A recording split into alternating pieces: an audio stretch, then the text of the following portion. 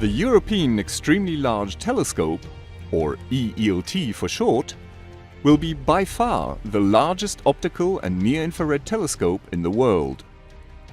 In early December 2014, the ESO Council gave the go-ahead for the first construction phase of the telescope.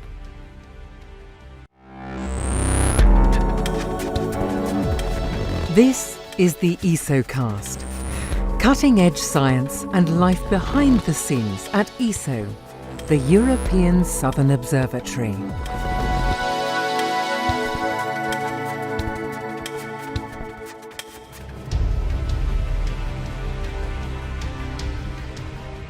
Astronomy has reached a point where bigger telescopes, much bigger telescopes, are essential to address many of the important unanswered questions.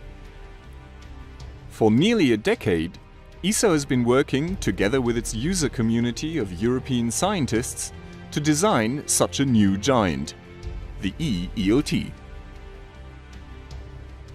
The decision by the ESO Council means that crucial contracts, including those for the construction of the dome and the telescope structure, can be awarded according to plan.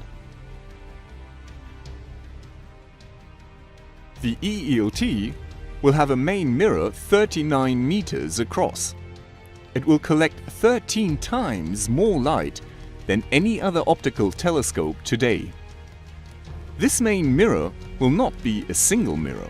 Instead, it will consist of 798 hexagonal mirror segments, each about 1.4 meters across, but only 5 centimeters thick.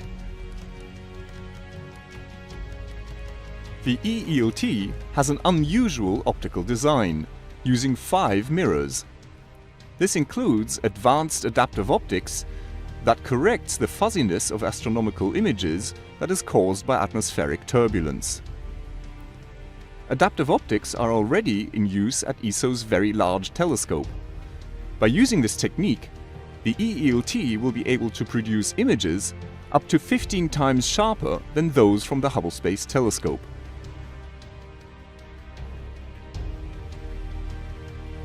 The EELT will feature a suite of state-of-the-art science instruments to capture the light that the telescope collects.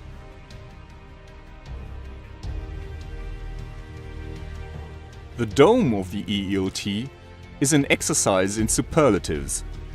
With a height of 74 meters and a diameter of 86 meters, it simply dwarfs any existing telescope enclosure.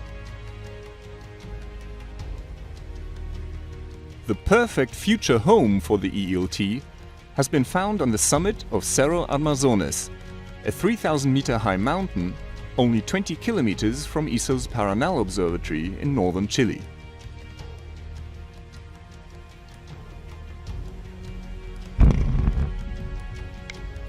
On the 19th of June 2014, part of the peak of Cerro Armazones was blasted away as an initial step towards leveling the summit. Since then, the work on the mountain, as well as on the road from Paranal to Armazones, has progressed well. The construction of the telescope itself will take about a decade.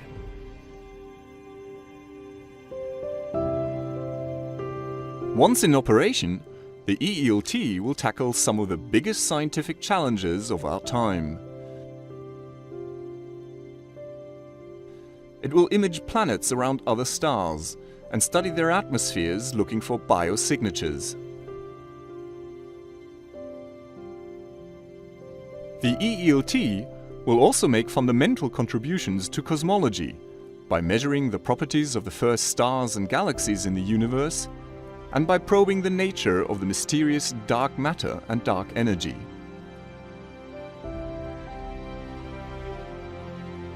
On top of this, astronomers are also, in a way, expecting the unexpected. Surprising results that cannot be anticipated today. The European Extremely Large Telescope will represent a gigantic leap in our ability to observe the universe around us. The world's biggest eye on the sky will lead to a wealth of new discoveries, and it will revolutionize many areas of astronomy. This marks the dawn of a new era.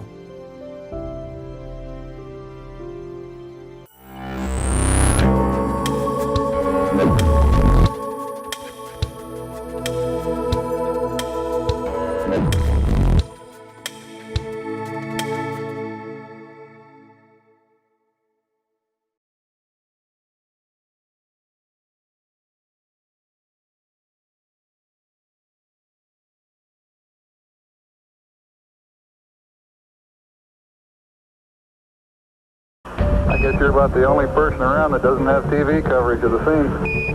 That's all right, I don't mind a bit. They've got the flag up now, and you can see the stars and stripes on the lunar Flag surface. up now, you can see the stars. Are you getting a TV picture now, Houston? Neil, yes, we are getting a TV picture. You're in our field of view now. That's one small step for man,